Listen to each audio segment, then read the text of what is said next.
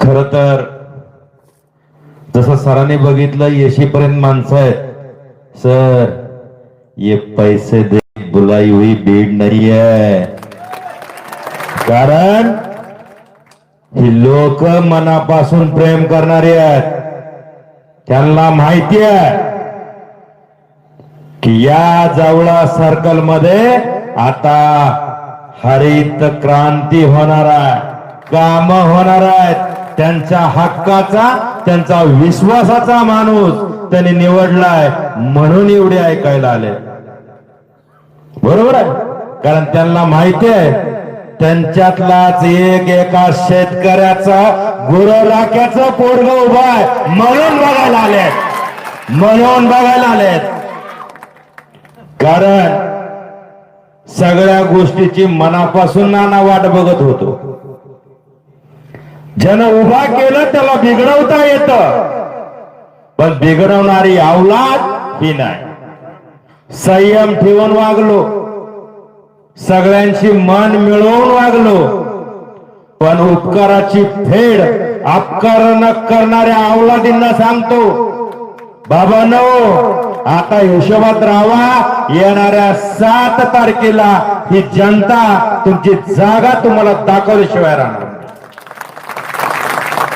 अहो एखाद्यावर बोला, किती बोला, विकासाचं बोला, तुमची पदं मोठी आहेत, तुम्ही आजी माझे आहात.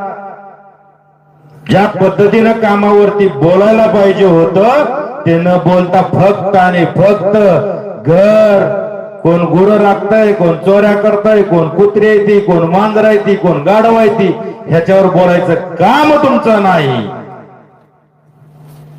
ज्या कारभाराने इथं कारभार केला मागचे 5 वर्ष, 15 वर्षाचा बाप्पा बोलतच नाही. ज्या कारभाराने या ठिकाणी काम केलं 5 वर्ष, त्या कामगाराने नेमका निधी घालवला कुठं? कारण निधी वाटपाच्या वेळेस हे सगळंच एकत्र बसून वाटायचं. बाप्पा तुम्ही फक्त 2 गावाचं उदाहरण सांगितलं. वाकडीची परिस्थिती काय, सिरसाव मधली परिस्थिती काय, जवळा कांदळगावची परिस्थिती काय. आज हे जवळपास 4000, मला वाटतं 4200 मतदान आहे इथलं, 10,000 लोकसंख्येचं गाव आहे आणि इथलं पाणी 4 दिवसाला येतं. हा विकास, नाव ठेवायचं ठरलंय विकास. बरं पहिलवान, त्याच्यामुळं येणाऱ्या काळात आपल्याला काम करायचं. मी ज्यावेळेस नाना आमच्या सभा घेतली होती तिथं सांगितलं होतं, लटके सर तुम्ही मला जवळातनं उभा करताय बाप्पा, 2 भाऊ बरोबर आहे का, सगळेच होतो आपण. जवळा वाटतो तेवढा सोपा नाही म्हणलं. विचाराचे माणसं आहेत तिथं, काम करायचं अवघड होणार आहे. कारण आपल्या जुन्या जाणत्याने सांगितलंय, येड्याचा मालक होण्यापेक्षा शहाण्याचा चाकर हो. तिथं मालक म्हणून जाण्याचा अर्थ नाही, आपल्याला तिथं चाकर म्हणून जावं लागेल आणि त्यांची सेवा करावं लागेल. कारण तिथं जे राहिलेलं अर्ध काम आहे तिथला सेवक म्हणून करावं लागेल. याच्यासाठी मी जवळ्यात आलो. अहो मला सांगा, जिल्हा परिषदेमध्ये मी बांधकाम सभापती म्हणून पद भोगलंय. नंतरच्या 2.5 वर्षात मी जिल्हा परिषदेचा उपाध्यक्ष म्हणून पद भोगलंय. जर या धनंजय सावंतला खुर्चीची हाव असते, लालचीपणा असता, तर माझी पोरगी किंवा बायको उभा केली असती मी जाणाऱ्यातनं. या सर्वसामान्य कार्यकर्त्यासाठी हावटाव केला. कोणीतरी बोलता बोलता म्हणलं ही गर्दी म्हणजे सगळं सांगून जाईल. येणाऱ्या 7 तारखेला मतदान रूपी ज्यावेळेस तुम्ही तिथं दाखवताल त्यांची जागा, 9 तारखेला मग त्यांना कळेल काय हे पाठच काय झालं. आपल्याला आपल्या भागाचा, आपल्याला आपल्या गावाचा विकास करायचा आहे. जी कामं सांगितली प्रामाणिकपणे काम करण्याचा प्रयत्न करणार आहे. राहुलजी मगाशी बोलता बोलता तुम्ही म्हणलात तुमच्या शाळेचा शिक्षणाचा एक प्रश्न आहे. निश्चित या 9 तारखेनंतर तो विषय संपून जाईल. कारण आज आचारसंहिता चालू असल्यामुळे त्या शिक्षकांना ऑर्डर आहे. डेप्युटेशन वरती तो शिक्षक तुमचा इंग्रजीचा इथला पुण्याला आहे, आयुक्त ऑफिसला. इलेक्शन ड्युटी असल्यामुळे तो शिक्षक आला नाही, पण माझं आणि शिवसाहेबांचं बोलणं त्याच दिवशी झालं आणि शिवसाहेबांनी सांगितलं दादा ते आपण त्यांची ऑर्डर काढलेली आहे, पण इलेक्शन ड्युटी असल्यामुळे तो शिक्षक येऊ शकत नाही, जसं हे इलेक्शनचं संपेल तसा तो शिक्षक तुमच्या शाळेवरती येईल, हे आश्वासन सुद्धा आपल्याला शिवसाहेबांच्या वेळी.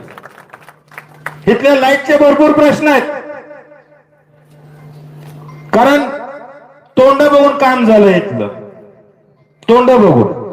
आता तसं होणार नाही, काम मेरिट वरती होईल. मी फिरत फिरत खाली गेलतो, दत्ता आलाय का इथं खालचा आपला आरपीचा चौधरी कुठं आहे, इकडं आहे बघ, त्याच्याकडे गेलतो खाली. काम केलं राहुलनं 12 वर्षापूर्वी आमदार मंडळातलं बौद्ध समाज, त्यानं अर्ध काम केलं 5 लाखाला, त्याचं घर जळलं, अर्ध राहिलं म्हणून समाज जाळला. हितली काम करायची पद्धत बरोबर आहे राहुलराव, हे वास्तव आहे. गटाराची परिस्थिती काय आहे? अहो जावळ्यासारखं एवढं मोठं गाव, एवढं विचाराचं गाव, मला वाटतं मी बऱ्याच युवकांना भेटलो इथं. इथं शेजारीच कोपऱ्यावरती मला वाटतं मेडिकल आहे.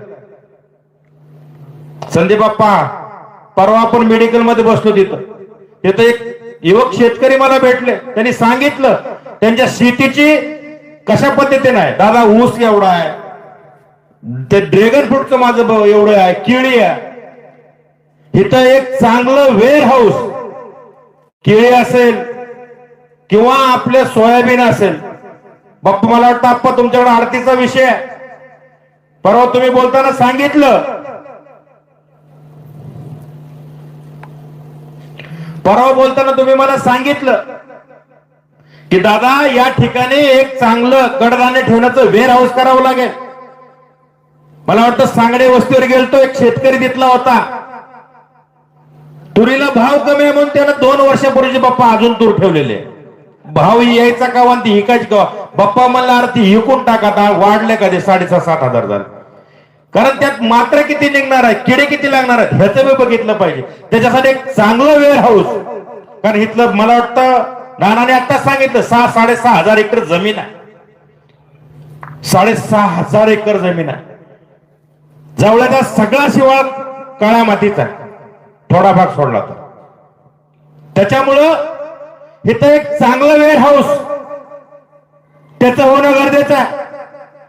जसं पहिलं जालन्यामध्ये केळीचं उत्पादन जास्त होत होतं, त्याच्यानंतर करमाळा टेंभुर्णी तो आपला पट्टा झाला, त्याच खालोखाल आता आपल्या भागात ही केळीचं उत्पादन मला वाटतं 50% झालंय.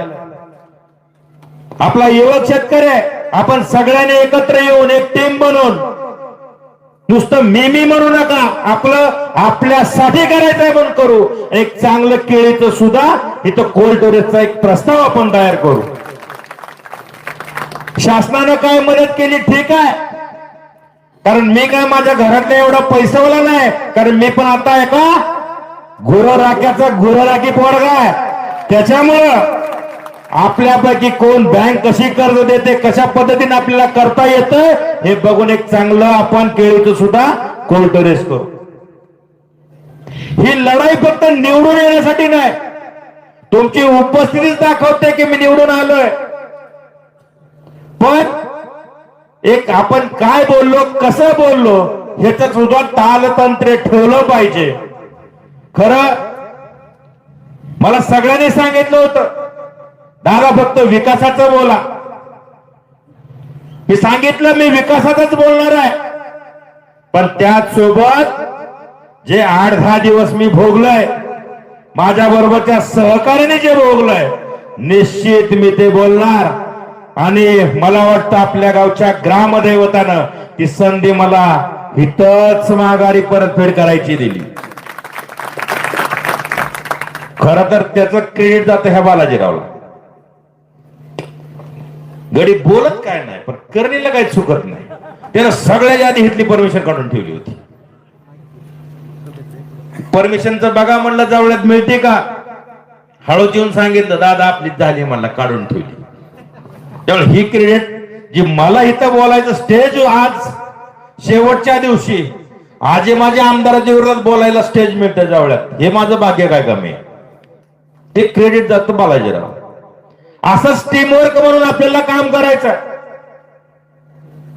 बालाजीराव, लोक आपल्याला भरभरून मतदान देणार आहेत, पण तेवढ्याच जबाबदारीने एक सेवक म्हणून आपल्याला काम करायचं आहे.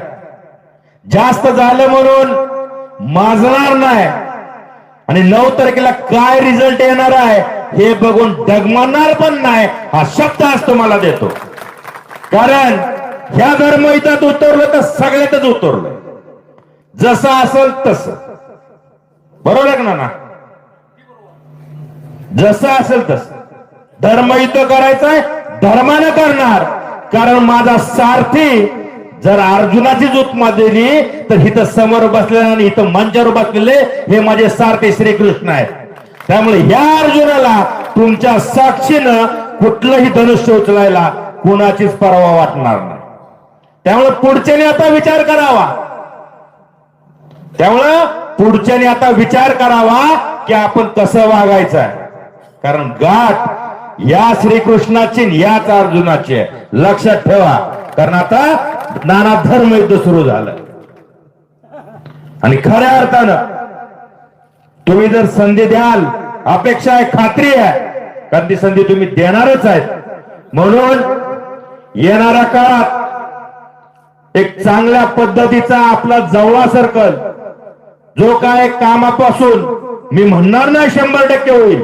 बाप्पाने सांगितलं की दोनदा सर्कल पूर्ण रस्ते झाले, 100% म्हणणार नाही, पण 100% करण्याचा प्रयत्न केला. तसं अनादी मी 2017ला लटके सर बरोबर 2017ला ज्यावेळेस उभा राहिलो, निवडून आलो, मला वाटतं बाप्पा तुम्ही मला 450 मताचं तुमच्याच गावात लीड दिलं आणि मी 500-550 मतांनाच विजयी झालो. लटके सरांचं तिथं असाच घात झाला आणि मला वाटतं टेक्निकल गोष्टीमुळे त्यांचं पद घालवलं गेलं आणि त्या पोट निवडणुकीला मला 2017ला उभा केलं. पण तिथल्या मायबाप जनतेनं मला जवळपास 1730 मतांनी विजयी केलं. त्यावेळेस तर विद्यमान मंत्र्याची सभा माझ्या विरोधात झालती. रेस्ट हाऊसला त्यांच्या कार्यकर्त्या सहित ते मंत्री बसले होते. नाना तो किस्सा भारी.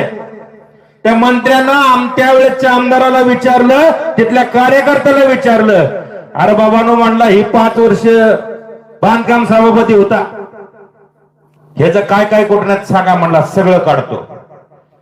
एकाला बोलता नाही आलं. त्यावेळेस सन्मान्य मंत्री म्हणला, अरे साधा ग्रामपंचायत सदस्य झाला तर ते 100 न काय करताय म्हणला, ह्याच कसं काय काय नाही. बाप्पा बरोबर आहे ना? एक शब्द सांगता आला नाही. आणि मला वाटतं ते परांड्याच्या रेस्टॉरंट माझ्या घराच्या पूर्णच गेलं. आणाळ्याच्या सभेला दुपारची सभा होती, बरोबर ना सर? त्यानं जाताना माझे तिथं ते मला जरा आवड आहे प्राण्यांची, गुर्राखी आहे ना, ते कुत्री होती दारात, कुत्री. त्यामुळं ती जाताना त्यानं बघितली. बोलाय तर माझ्यावर काहीच नव्हतं. राज्याचं बोललाच पाहिजे, राज्याचाच मंत्री आहे. जिल्ह्याचा बोलला, त्याच्याकडे खातं होतं. आला मतदारसंघावर बोलल काय, कामाचं बोलला. जाताना एवढंच म्हणला, बाबा नो मत नाही टाकली तर ती कुत्री सोडील. ही का माझ्या घरी आलता मी कुत्री सोडाय? त्यांनी बघितलं, म्हणला जर तुम्ही त्याला मत नाही ती दिली तर ती दारातली कुत्री तुमच्या अंगावर सोडी. बरोबर? पण एकही काम, दिलेला शब्द प्रमाण म्हणून काम केलं. म्हणून तुमच्या सगळ्याच्या साक्षीनं सांगतो, जिथं जिथं प्रचारासाठी फिरलो, जिथं जिथं बैठका घेतल्या, ज्या ज्या माझ्या लोकांना मी आश्वासित केलं की मी आहे, घाबरू नका, कारण मी तुमचा आधार आहे, तुम्ही माझा आधार आहे. आजपर्यंत मी सावरत आलोय, आज मला सावरायची गरज आहे. भावनिक करत नाही. समोरचे म्हणते बिल आहे, अजिबातच नाही. बिल तसला धनंजय सावंत असला, कालच पोरगी म्हणली माझा बाप लय निब्बर आहे. कारण प्रत्येक लेकीसाठी तिचा बाप हा तिचा गुरु असतो. म्हणून सांगतोय, कारण काम करायचं काम करायचं आहे, पण तुमची साथ पाहिजे, तुमची साथ पाहिजे. विकास करायचा आहे, तुमची साथ पाहिजे. करायचं आहे तुमच्या आमच्यासाठी, म्हणून तुमची साथ पाहिजे. म्हणून येणाऱ्या 7 तारखेला बघा बाप्पा, आकडा सुद्धा 7 पाहिजे. 7 तारीख मतदान बीत सगळं एकदम जुळून आलाय कार्यक्रम. त्याच्यामुळं येणाऱ्या 7 तारखेला छत्री समोरचं बटन दाबून माणूस तोच आहे, चिन्ह फक्त बदल आहे. सगळे सहकारी जुने आहेत, पुढच्या उमेदवारासहित सगळे जुने सहकारी आहेत. त्याच्यामुळं येणाऱ्या 7 तारखेला सकाळी 7 वाजताच मतदान चालू होणार आहे. ते 5:30 वाजेपर्यंत आहे. त्यामुळे तुमची साथ पाहिजे. 7 तारखेला 10 नंबरचं त्याच्या समोर छत्रीचं चिन्ह आहे, त्याचं बटन दाबून आपण मतदान रूपी आशीर्वाद द्याल अशी विनंती करण्यासाठी या ठिकाणी आलतो.